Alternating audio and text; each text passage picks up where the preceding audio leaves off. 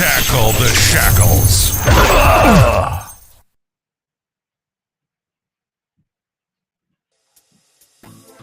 Hello, everybody. This is Tackle the Shackles Out for Life streaming live podcast.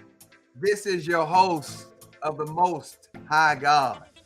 Listen, we deliver every week when it comes to excellent, special guests. We're not going to come short of that this week. And I'm telling you, we have a fantabulous guest tonight. Get ready to learn, get ready to be empowered, get ready to be encouraged. We have none other than Burrell Ellis. But before I bring Burrell Ellis up, I'm going to bring up my co-host.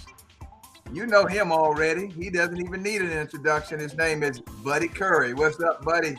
Hey, Lee. Hey, everybody. Glad to be here. Hey, man, buddy, we got a good one. You and I we can just take it easy tonight because guess what? We want to get as much information out of our guests that we possibly can.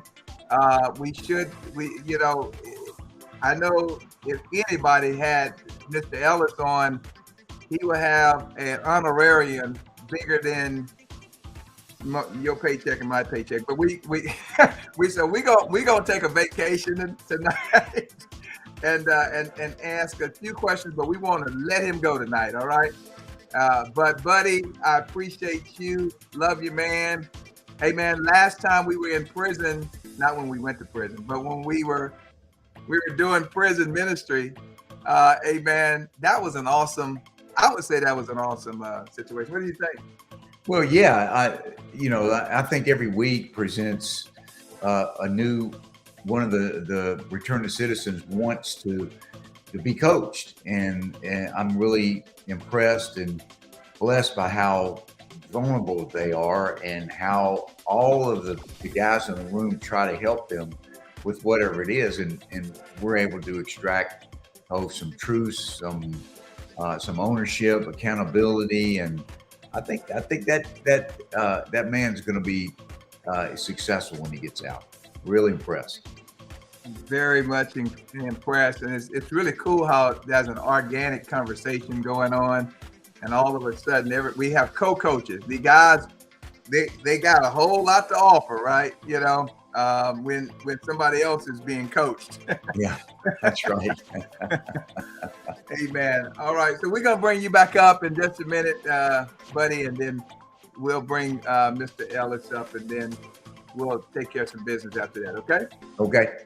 Awesome. Well, like I told you, if you're out there and it seems like folk are slowly getting on for some reason, we're gonna make sure Precious sent out another link out there. But I'm gonna tell you, we are excited about our guest today. And this is recorded, so this is going to be able to go out on our social media, and others going to tap into that as well. But I want to bring up my new friend, Mr. Burrell Ellis. Mr. Ellis. Pastor Lee, it's nice to see you tonight. Thank you for having me on the show. Well, it's a blessing to have you, and we're looking forward to picking your brain tonight. All right. Thank you. It's an honor to be here. Thank you very much. Amen. God bless you so much. We'll see you in just a minute. Amen. Mr. Burrell Ellis. Now, I want you guys to, like I said, go ahead and subscribe, and make sure you send this link to your Facebook, your Instagram, all your YouTube channels that you have, and let's get the word out that we have a special guest tonight. With that being said, we always like to make sure we set and marinate the night with the purpose of Tackle the Shackles. We know that Tackle the Shackles is about solving reentry problems, changing the narrative. Yes, changing the narrative in order that we will have those who've been justice impacted, those who have been formerly incarcerated, those who have gone through the prison system, and some are still, hopefully don't go to the prison system. And so with that being said, we want to tackle some shackles, right now with this video.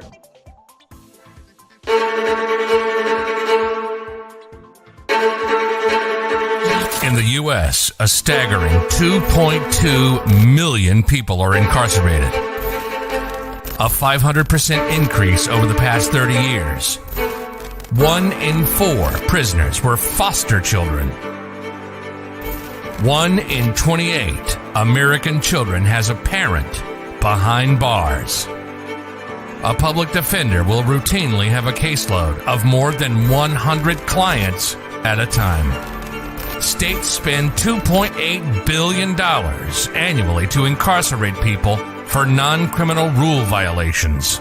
More than 10% of the incarcerated in the U.S. are veterans, while less than 1% of our citizens serve. More than half are there due to PTSD and substance abuse. Veterans are losing their freedom because of defending ours. Tackle the Shackles, a mega movement to create culture change. Not just inside courtrooms and prisons, but within society. Organizations, activists, and legislators are struggling to pass laws to reform the broken justice and prison systems. This is primarily because the public either doesn't know or doesn't care about the injustices and suffering of those caught up in these systems. The key to success is to make it trendy to be informed and care about our incarcerated citizens. Tackle the Shackles is a national community coalition between athletes, churches, police, service providers, prisons, legislators, and the public to bring about better second chances and reduce recidivism.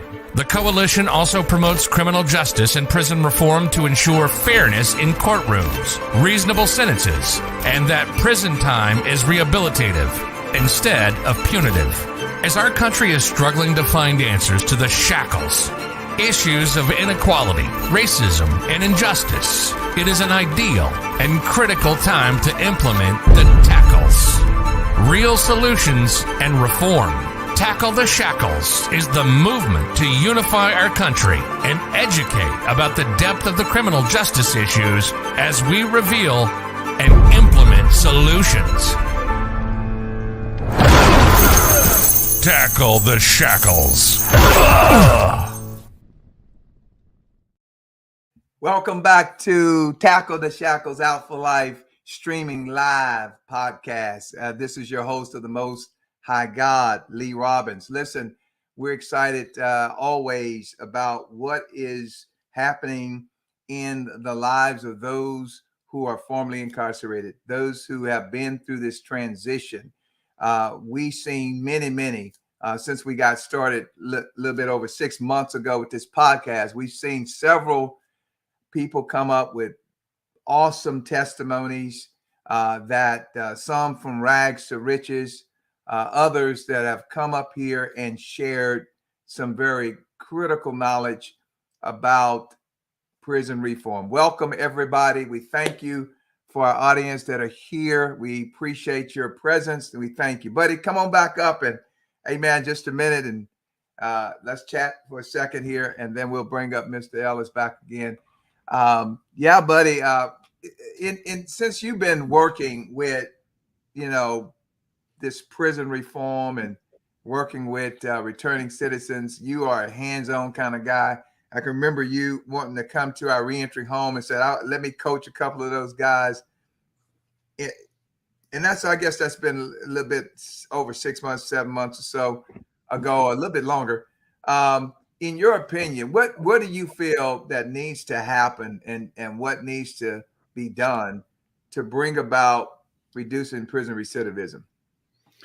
Oh, yeah, I think, from my chair, what I've been involved with is guys that are already in. And I think as soon as they get in, the faster we can get to them and begin to coach them, begin to come along their side, bring about a care and bring about a resource that they may not have had. I think there'll be more hope there. The other thing is that I love the transition center that we're working at in one of the prisons, and it's a way to kind of stick your toe in the water and then begin to work and begin to save money and experience some more decision making, and I really like that. And then also I like the reentry home and for the transition. When these guys are getting out of prison and they're faced with all the decision and the family pressures, it can just be debilitating, and it may lead them to go back to some of the habits they had. And Yeah. well, I think a transition, a better transition where there's resources which you provide, Lee, through your system, I think is would be very helpful. But get them as fast as we can once they get in and start serving their sentence. Yeah, and I know that you also work with kids, through Kids and Pros, and you're part of the prevention process, and now working on the rehabilitation process. There's a process before that even happens, and what happens in the middle in terms of mass incarceration, what's happening in our society, people being whatever it is. And that's what we're going to deal with today. We're talking about there's prosecutory impact on the criminal justice system. And I really believe we have a guest today to speak on that, the prosecutory. But let me have Mr. Ellis to come up, and I want to give a very warm introduction about his credentials and who he is. Brother Ellis, before you speak, and then we're going to let you go, I just want to make sure everybody understands, who you are and where you come from. But here it is. I'm just going to read this. Mr. Burrell Ellis Jr. has long been recognized by the citizens of Georgia for the vital role he has played in the public service and for his deep personal commitment to the welfare of all. In 2000, while working as a partner in a national law firm, he was elected to the Dekalb County Board of Commissioners. In 2008, he was overwhelmingly elected as Dekalb County's chief executive officer, and then reelected in 2012 as CEO of Dekalb County, which covers 240 square miles and 12 municipalities, including portions of the city of Atlanta. Mr. Burrell was responsible for managing the county's watch this, y'all, $1.2 billion annual budget, 7,000 employees, 26 departments, and delivery of services to its 740,000 citizens. Mr. Burrell Ellis, God bless you. Thank you for coming. God bless you, Pastor Lee Robbins, and good to see you, Buddy Curry. And I want to thank you for your ministry, for Tackle the Shackles, and the good work that you're doing to address a very serious issue, maybe the most consequential issue of our times, and that is mass incarceration in our broken criminal legal system. So thank you for your service. Thank you for your ministry. Thank you for being the host of the Most High God. And thank you for having me on your program tonight. You're welcome.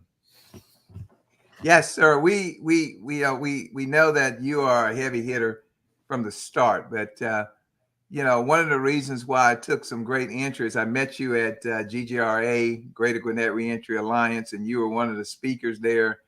And I took a picture with you. I don't even know if you remember that, but I got you on my camera. We took a picture together. It wasn't a mug shot. It was a picture that we.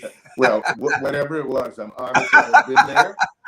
And it's where God placed me in a moment. So I was extremely impressed with what you said there. They had the news out at that time, and I've been following you and been watching. And you have a unique experience being justice involved or being impacted by the criminal justice system.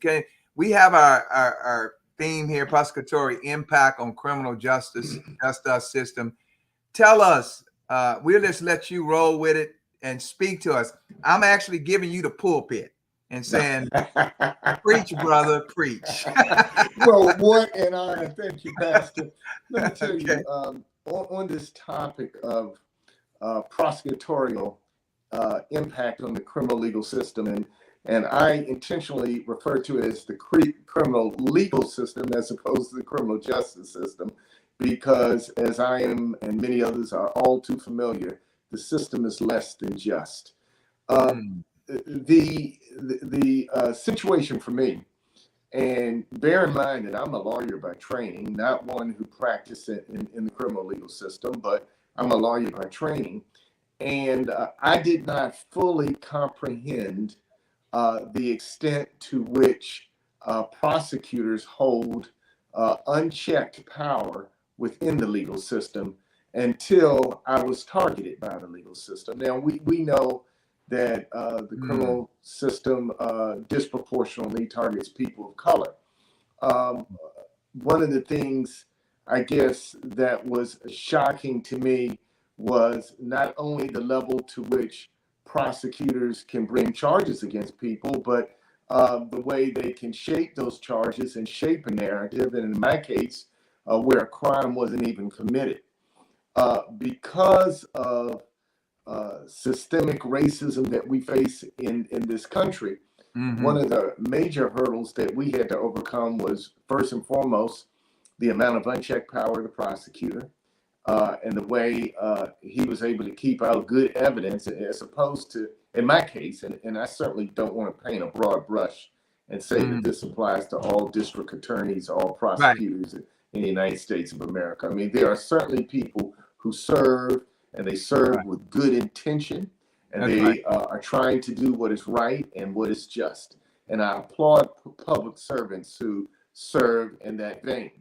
The problem, though, with having so much unchecked power, no matter who you are and serving in that role, is that unchecked power tends to corrupt. And when you have people who have such absolute power, then, as the saying goes, absolute power corrupts, and it corrupts absolutely. And so there is a tremendous amount of power and control within the system that lies in the hands of prosecutors.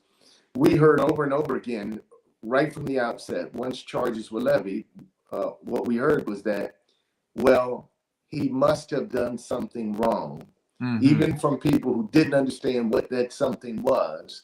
And the reasoning behind that thought was that he wouldn't be here unless he had done something wrong. Yeah, and that I can understand that 100, because that happened to me as well. You know, he must have done something wrong. Listen, I want to make sure you have the audio is very clear. Could you turn your volume down just a little bit? It's got a little static when you speak. Just bring your, and then speak a little bit. Let me see if it make a difference. Okay, I've turned it down some. Is that too low? More? No, I can still hear you. We still hear a little static, but that's okay. Okay, I'm gonna try to bring it down just a tad more. And how are we doing? That's good. We'll go with it. Let's go. Okay, We can go with it. All right. Yeah. All right. And my apologies. I guess that's my mic. Hold on. Let me check. Okay, I muted the mic, so I better better leave this alone. Yeah, you good. Let me try one more thing. Okay. On the audio side. And Pastor, I think we better stop while we're ahead. Yeah. Well, you were just talking about, you know, he must have done something wrong. He must have done. That's why he's here. The one of the tenets purportedly of our civil liberties and civil rights, constitutional rights in the United States of America, is that a criminally accused has a right to a trial by a jury of his or her peers. And that's a very difficult concept to live out, because the question becomes, who are our peers? And the system is designed so that people who have a level of awareness about politics, about the law, Mm-hmm. about how things function in any kind of a system in life, a level of maturity, they tend to be excluded from juries. They tend to be stricken. People who were well read were less favored over people who maybe like to read, and I'm not making this up. This is exactly what happened in my case. Love novels, romance novels. There was one black male juror who had recently read, because these are questions that they ask the people in the jury pool. You know, what have you read recently? And he had recently read Michelle Alexander's book, The New Jim Crow. Well, he was excluded from the jury just based upon that. He had a broadened perspective. But we had a number of jurors who, as I mentioned, read romance novels, and they were allowed to stay on, and they weren't active voters. They weren't active politically by any measure or stretch, and they didn't really know much about what was going on in their government. Likewise, Black people were systemically excluded from, in my case, my jury. So, you know, some people did get on who were Black. It wasn't an all. I didn't face an all-white jury, but a number of Black potential jurors were investigated by the prosecution. And if the prosecution found that they hadn't paid the bills on time, or they had gone through a divorce and didn't pay their alimony as scheduled, they were deemed as bad citizens. That information about them that probably they would have preferred be kept private, or at least not aired in a public courtroom, was in fact aired by the district attorney. And so just by virtue of the fact that they were trying to fulfill their civic duty of sitting on a jury, they were investigated by the district attorney. Oh my. And then just for maybe difficulty in paying bills, that was used as reasoning to deem them as bad citizens and kept off a jury. Now, we're not talking about 1865, and we're not talking about 1965. We're talking about, this occurred in 2015 in my case. So this is what happens, and these are the kind of racial biases that enter the equation when you have a Black accused. We watched as young Black men in orange jumpsuits, shackled together, were paraded in and out of the courtroom. Again, we're not talking about in 1865. We're talking about in 2015. And it was very disheartening to see this. And you ask yourself why. 1960, Martin Luther King was arrested on a probation violation for a bogus traffic charge. He was taken to the DeKalb County Courthouse. He was convicted, he was jailed, and he was sent off to prison, a work camp, a chain gang, if you will, where it was hoped by those in charge that he would be made an example of and maybe never even return to general society, maybe even ever heard of or seen again. Coretta Scott King, being alarmed by what was happening to Dr. King, placed a few calls. And she ended up being able to get in touch with both presidential nominees at the time, one being Richard Nixon and the other John Kennedy. Richard Nixon elected not to do anything.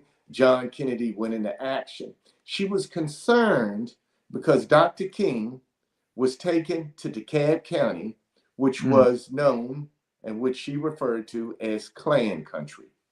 That was DeKalb County in 1960. Fast forward 55 years. I was taken to the DeKalb County Courthouse. I was suffered a conviction like Dr. King. I was immediately escorted out the courtroom without any opportunity for an appeal bond. The same thing happened. What was different? What was different is in 1960, Dr. King faced a system with all white folks in charge. In 2015, I faced a system with a number of Black people in charge. A Black district attorney, a Black judge, who routinely had those young Black men being escorted through her courtroom, sent off to prison, chained together. And I wasn't treated much better in that courtroom, I will say. Uh, so what difference did it make Yeah. that the faces had changed from 1960 to 2015? I think that unless you change the way the system operates, changing the faces that head that system will never be enough. Mm. And we like to sanitize racism. We like to talk about the Hollywood version where white people in hoods come around and burn a cross in a black person's yard and do admittedly some very awful things. But we have to understand when systems are rotten, when systems themselves are racist, then the Mm. same racist acts that are perpetrated continue no matter who's in charge. And so when we look at the criminal legal system in the United States of America, from DeKalb County to the state of Georgia, and beyond, we have to recognize that it's a system that disproportionately targets people of color. We have to recognize there's a system that incarcerates more people than any other legal system in the world by a wide margin. And we have to recognize that if we want it to act different, then we need to change the system. Our goal should be to fix that which is broken, not to simply punish people who violate societal norms. And then sometimes are laws that are simply created to criminalize really normal behavior in order to target people who we would prefer to keep enslaved, i.e., people of color. And so I know I've said a mouthful. I see some comments. I want you to get some questions in, Pastor. Yeah. But we need to Well, fundamentally change our legal system if we're going to live up to America's promise of being the home of the brave and the land of the free. so I hear you saying that the system that was built way back then, that was racist back then, is the same system that we're dealing with today, even though we got different people running it. You had more of someone opposite in how we look back then running it. Now we got people that more look like us that's running DeKalb system, but the system is still doing what it does, right? I think by and large that's true. Now, I want to acknowledge that there have been some significant changes made in recent years, and we have seen incarceration rates go down to some degree. And as we've seen incarceration rates go down for a time, we also have seen crime rates decrease, especially violent crime. But we fall back on the same knee-jerk reactions. When crime began to creep back up, the easy answer is always to fall back on more policing, more incarcerations, more convictions, lock people up, throw away the key. What we have to understand, and you and I have talked about this, I don't want to live in a crime-ridden neighborhood. I don't want to live in a crime-ridden society. I don't think anybody wants to live in that kind of a world. But we have to look to what actually fixes a problem, not just be so punitive or punishment-oriented. Prison is inhumane, excuse me. It's an inhumane, it's a degrading experience. Maybe some think that's what it should be. But being that is not fixing the problem. We want to live in a society where crime is alleviated. We want to live in a society, I think ideally, where people are rehabilitated, where people can fundamentally live out to be their best selves. We want to live in a world that seeks to make people right.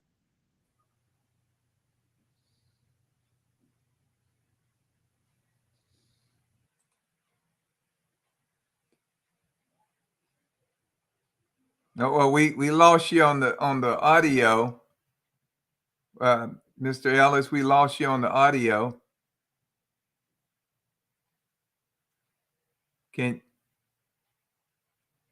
Let's see. keep speaking, and let me. Sorry about that.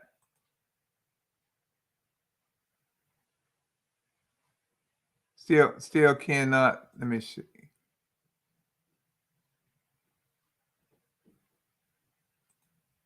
That's strange. Hold on a second. We still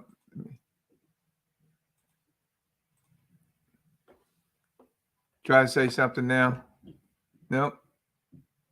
I am so sorry, guys. We're having technical difficulties. Maybe you can come back in. Meanwhile, we'll take care of some other things. Bring Buddy back up. Buddy, amen. As Mr. Ellis get his mic set up and back going.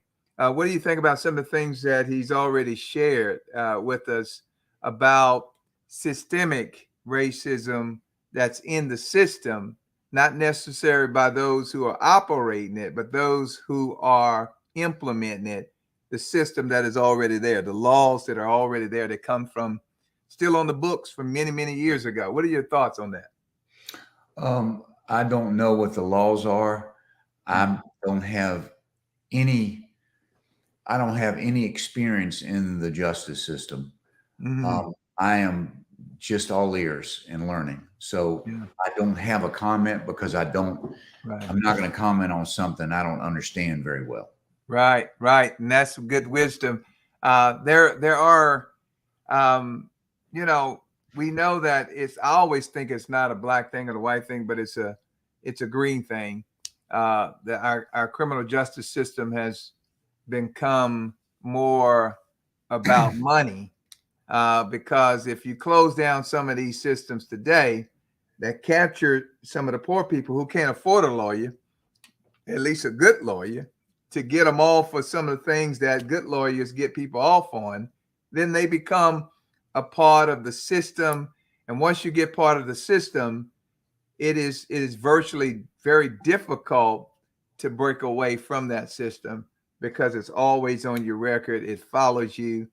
And so and a lot of times we don't want to fix that because some cities will probably crash if they didn't have these individuals coming in, paying court costs, paying for their fines.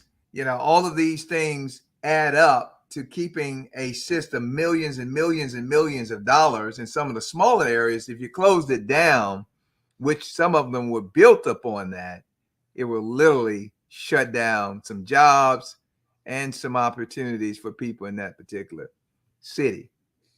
So it's, to me, it's more of a green thing, even though there are some laws I do believe that are still inundated.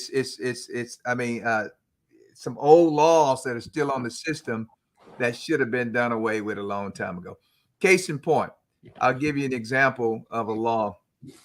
For those who commit drug crimes, right? They commit drug crimes. They literally cannot get, once they come out, they no longer can get food stamps. All right. What does a drug crime got to do with food stamps? They can't get their driver's license back in place. These are things that are set up for continual failure. So we were just talking, Mr. Ellis, are you there? Can we? Yeah. Can you hear me now? Yes. Thumbs up. Okay. Yeah. Absolutely. I'm so sorry about that. Yeah. We were just. I was just getting warmed up. We're just getting.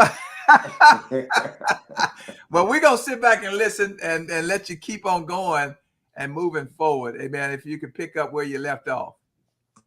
I'm not sure where I left off. I'm trying to. Can you remind me what the last thing you heard was? Yeah, we're going to let the audience remind you of that. Y'all remember what he's talking about? Make sure y'all were listening to what he was talking about. Let's see. They're going to come up. You were talking about the system was created to keep Black folks enslaved, free labor, and continued control. Yeah. Okay, that's what one person says there. I can connect to that. I think that when we talk about a systemic racism and how the system is broken, we have to recognize the system is doing exactly what it was created to do. And it is an extension of slavery in the United States of America. It is fulfilling the goal that it was created of, particularly targeting and keeping enslaved in many ways Black and brown people. And I'm not trying to suggest by any means that we are the only ones who are kept enslaved by the system.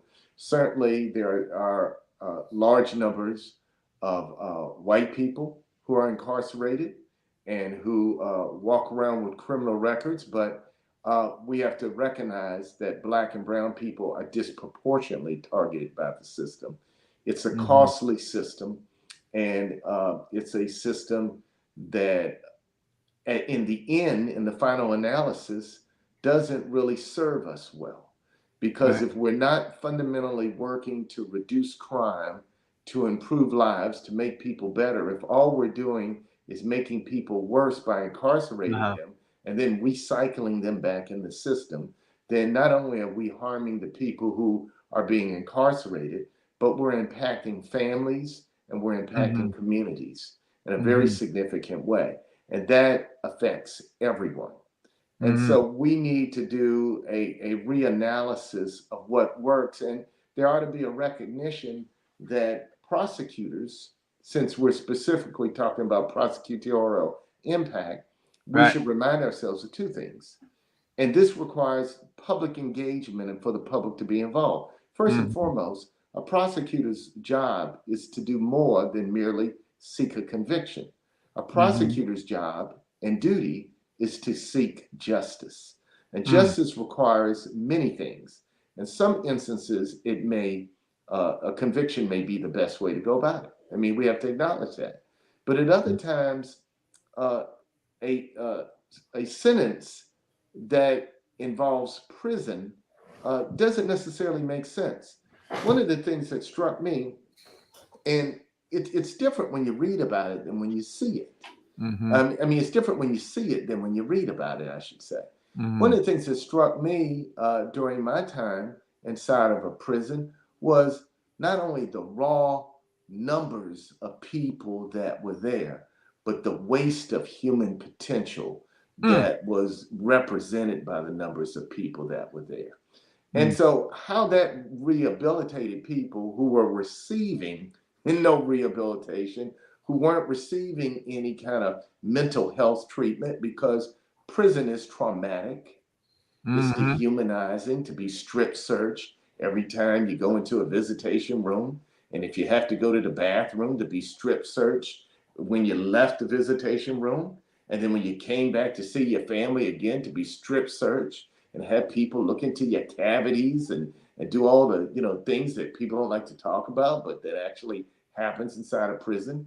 To have to live day to day and worry about whether somebody is going to slit your throat or what might happen to you. I mean, there is little good that comes from taking, in my case and many others, people who are productive, wage-earning members of society that are providing for their families and others out of society, making them a tax burden on society, and then putting such a stigma on them when they come out that they can't continue to be productive at the level they were when they left and have no chance of redemption.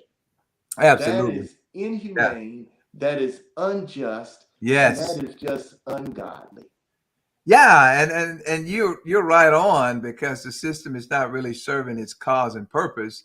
It's not deterring crime. It's not deterring crime. It's not making people better or empowering people. It's supposed to get us to a place of repentance. That's the original purpose, to repent, to change our mind and direction. But it seems like we criminalize people even more so, and they learn, it becomes an institution of crime a lot of times, because if a person files bankruptcy, they are given an opportunity to pay off their debt. And when their debts are paid, They come out of bankruptcy with what's called a quote unquote clean slate. If a person is convicted, they are sent away to prison, and then they are not only stigmatized as, the terms we use, ex-felon and other kinds of things. They have to check a box when they seek jobs and when they seek housing and when they seek federal assistance. And so they're never given that same opportunity to pay their debt to society. It's an unforgivable, unpaid. In fact, when you file bankruptcy, you don't even have to pay off the debt many times. You only have to pay off maybe a few cents on the dollar. But once you pay off those few cents on the dollar, you get that clean slate. And when you're incarcerated, and then you lay that's an extra layer of racism that you lay on top of particularly, Black and brown people who already carry the burdens of racism. When you're incarcerated, then that stigma is multiplied in such a way that it gains interest. And the interest is so harsh that it never gets paid off. It can never be paid off. And so we continue to recycle those people in and out of the system. So we can see why there's 67% recidivism rate that keeps people coming in and out of the system. Technical violations. Yeah, technical stuff. Yeah. You don't give me an opportunity to work, but then you expect me to pay my child support. Oh my. Listen, we're gonna take some questions here from the audience. We got a couple of questions I'd like for you to try to chime in and answer. Here's one right here. Can you read that one for us? You want me to read it? Yes, go ahead. Okay, this is from Lawrence. It says, what is a better way to fix a problem besides just putting people in prison? It's not fixing the problem. One of the things I think that, thank you, Lawrence, for that question. I think that when we talk about mass incarceration, we have to understand that it's a term that is not really fully understood or grasped by many. And that's unfortunate.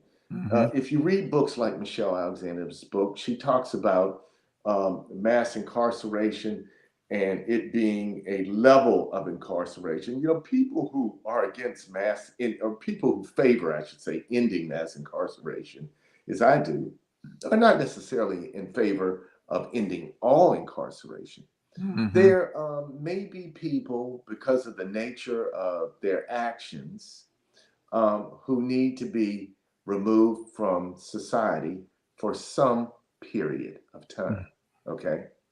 But there ought to be some opportunity within that period of time to redeem oneself. I mean, we know that there were major prophets in the Bible who committed, some bad acts. But from a God view, there was nothing that anyone did. I mean, you can look at Moses and you can look at Paul or Saul, and you can, see some of the things they did, but they were redeemed by the Lord and sent to a higher purpose. And so we ought to operate from the same mindset that everyone is redeemable, and we ought to be willing to extend grace. Now, everybody, though, doesn't need to be incarcerated, certainly not at the numbers that we incarcerate people now. There are some crimes that simply aren't violent. Maybe they're harmful, but they're not violent. And maybe people need to be given an opportunity to learn a better way of conducting themselves. Maybe they need to be given the opportunity to pay back what they have taken and to make it right, to restore.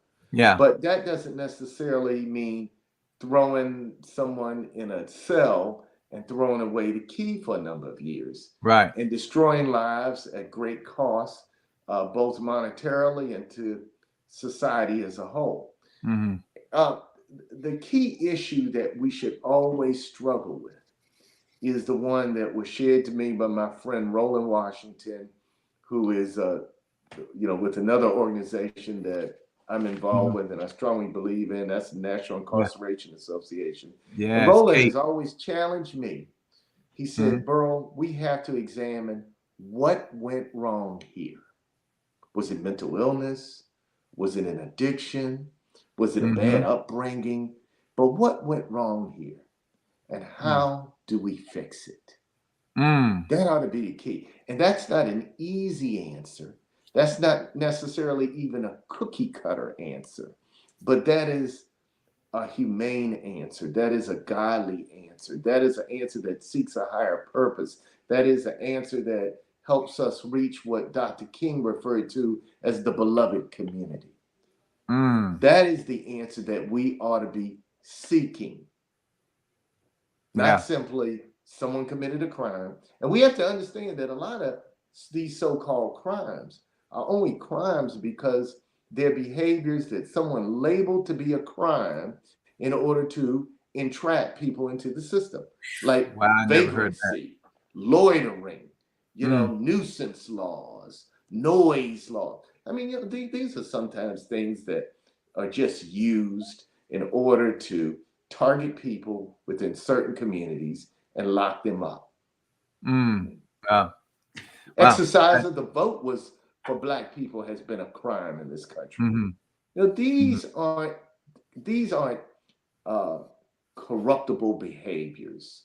And we ought to balance, since again we're talking about prosecutorial conduct here, we ought to examine the role of prosecutors. Why should prosecutors who seek to hold, and I say this with all due respect actually to those prosecutors who are serious and thoughtful and conduct their roles in a way that where they actually seek justice, but it is very enticing to have a level of power that is largely unchecked. And why should prosecutors who seek to hold other people accountable for their actions not be held accountable when they commit misdeeds, when they are malicious, when they are wrong, intentionally so? Why do they have this absolute immunity, which is a higher level of immunity than we give police officers? Wow. Let's talk about that. And you know why you don't know? You may not have known that. I didn't know that. And buddy, you may not have known that. And I don't know how many people in our audience knows that. But the reason you know that is because most of the work that prosecutors do is hidden from public view. Now, because of the body cams, we now see what police officers do. We can watch their work and we can go back. But we don't see what prosecutors do. It's done in the shadows of the legal system. We don't see how they make decisions to charge certain individuals. We don't see how they put pressure on people that causes them to lie against their brother or their sister. We don't see how they manipulate evidence and withhold evidence in order to get a conviction as opposed to seeking truth and justice. Some, not all, but some. And certainly that's what happened in my case. Yeah. Oh, that happened in my case too, as well. I mean, documents changed. And far too many. Too many situations, and a lot of times they know what the outcome is going to be, and they seek that outcome even before the trial or the witnesses are there. They're seeking that outcome. So the answer, I think, is because and when we say they, we're just talking about in general. We're not talking about all, right? We're not talking about every last one of them.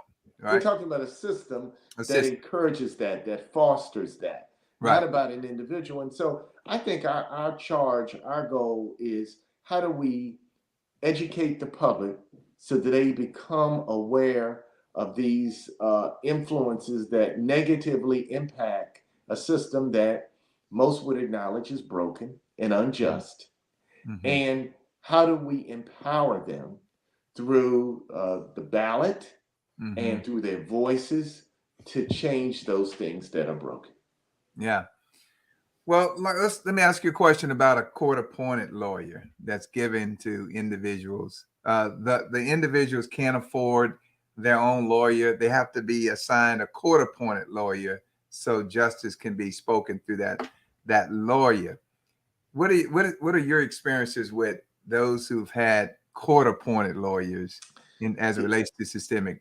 I was watching the video presentation at the beginning of this podcast, and one of the things I saw was how overworked, for example, public defenders are. Court-appointed lawyers are often public defenders, and lawyers, private lawyers who take on the responsibility of representing an accused, but people who simply don't have the resources to afford legal representation. And it's unfortunate that, the reality is that can often impact the type of representation you get. If you can afford to pay a lawyer, which most of us cannot, who can devote, full-time and attention to your case, then more aspects of the case. A criminal case is complex. The prosecution is being paid by the public. The defense is being paid either out of the pocket of the defendant or being underpaid by the public. The resources are simply not equalized. Now, what do I think the answer is? I think the answer is that public defenders should be paid and compensated, and the officers should be funded at the same level as prosecutors, so that people can have the same sort of level of defense as those who are levying charges against them. And I think that when prosecutors fail to turn over what's called exculpatory evidence, mitigating evidence, then they ought to be held accountable. The reality is that they do that, many do that as a practice, and are never held responsible, when they're caught. So not only are they not, subject to, very seldom subject to sanctions, but if I were to commit that level of a fraud, in fact, I had a prosecutor accuse me of committing a fraud that never existed. So you and I can be, it's deemed criminal if it's on one side of the table. Right. The scales of justice, if you think of Lady Justice, justice should be blind, but it should also be balanced. And it is neither blind nor balanced in reality. Wow. Hey, y'all, we getting the real uncut truth about a lot of things, whether you have a different opinion about that or not, and you probably do, and that's okay to have a different opinion. But we're really actually talking about somebody that is a lawyer that has, y'all heard the introduction. He's overseen a county, and he's got the credentials and the experience. He's right there in the middle of that, was falsely accused or whatever in that situation, was led to prison, and then went to the Supreme Court and got it turned around, and came out. So we're talking about someone who's got the credentials, who's got the experience, somebody who also was just unjustly incarcerated, and then got it overturned by the Supreme Court, and now is speaking to us right now. That has got something to say now, and we know that these are some realities that you talk about in terms of systemic. What can we do to change the system to make it fair and blind, a system that will work for everybody? That's what you're saying, Attorney Ellis? I think that we have to understand that this is a multi-headed hydra. This onion, as they say, has a lot of layers on it. And there are a number of drivers of mass incarceration. We have over-sentencing. We have prosecutors who hold way too much power within the criminal legal system, even if their prosecutors are well-intentioned. We have unjust bail requirements, which allow people who can afford it to buy their freedom, and those who can't to be forced to sit in jail. And anybody who's sitting in jail pre-trial while they're deemed presumably innocent is forced to say, I did it, or whatever the prosecution wants them to say, in order to get out so they can take care of their families and go to work and do all the things that are necessary for us to do to live as human beings. So, we need bail reform. We need sentencing reform. We need prosecutorial reform, and I'm probably reentry reform. We got a system that just recycles people in and out of itself, and then we have a system that's racist on top of all that. So we don't have enough time. I think you told me your show's only an hour. Is that right, Yeah. Cal? Okay, so we don't have enough time to talk about all the fixes. But since tonight's topic is prosecutorial impact, then I would offer, one or two. And the one, as I've already said, is I would personally like to see a change in the laws. This is only going to come from the people, because it won't come from the legislators until the people demand that it happen. And the people won't demand that it happen until they're better educated. I got educated because I went through the system. You got educated because you went through the system. And it's hard to get to where we are if you or a close loved one hasn't gone through the system, unfortunately. I don't wish that on anybody. But prosecutors wield this tremendous amount of unchecked power. They should not, just as police officers shouldn't have this qualified immunity, which gives them a presumption that they acted in correctly, and we know they don't. We now know that. Prosecutors shouldn't be given an even higher level of immunity, which is referred to as absolute immunity. Prosecutors are mostly elected officials. They're on the ballot, and they routinely get reelected time and time again because the public generally doesn't understand what the prosecutor does. The prosecutor should be there to protect us, to watch after us, and the prosecutor ought to be as held accountable as any other elected official. When I was county executive over DeKalb County, and when I was the county commissioner before that, people didn't hesitate to stop me whether I was pumping gas in my car, buying my groceries after a long day at work, taking my kids to school. If people saw me and they needed a pothole fix, or they needed more policing in their neighborhood, or whatever it was they needed, they didn't hesitate. They don't hesitate to pull over their county commissioner, their mayor, their city councilman, because they understand our function. They know we're there. They elect us, and we know that we are there fundamentally to serve them. But they don't pull over the district attorney, because most people don't even know who their DA is. They don't know who the district attorney is, even though they checked the box and they voted for him time and time again. So we have to pick up the phone and call these people up on the phone. And we have to tell them what kind of justice, because it really is only, we talk about smart justice and restorative justice and all these kinds of justice, and I get it, but there's really only one type of justice. And that's the justice that ensures liberty, justice, fairness for all people, irrespective of our color. And we have to acknowledge that with Black people, it doesn't matter whether we're well educated, where we live, where we work. We cannot educate ourselves. We cannot earn ourselves. We cannot move ourselves out of racism. And that is a fact. And we ought to look for people who are committed to representing the best interests of all and working specifically to undo those things that have caused the system to be so disproportionate. And those are the things we ought to be asking people when they run for district attorney. And if they're not willing to give us some answers, then they are not worthy of our votes. Yeah. Wow. Man, that you hit right at 8 o'clock. There's some great comments going on here. You have enlightened us and educated us, especially as you brought out the differences or the lack of education that we have about the people who are serving us.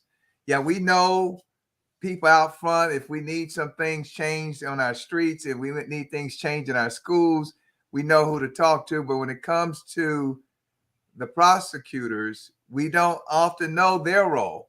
And so we, like you said, we just blindly check the box, and we got people staying in that particular office year after year after year. So it's very important for us to understand the power is in our hands. and that we must begin to get involved, educate ourselves about who our prosecutors are, and support those that are good, be there for us, that's going to be balanced with law, that's going to do the right thing. You and I said we don't want crime in our neighborhoods. We don't want I went in some neighborhoods, Brother Ellis, and I locked my door. I'm like, I'm locking my door because they look like, I don't care if I'm black. They don't look like they're not racist at all out there.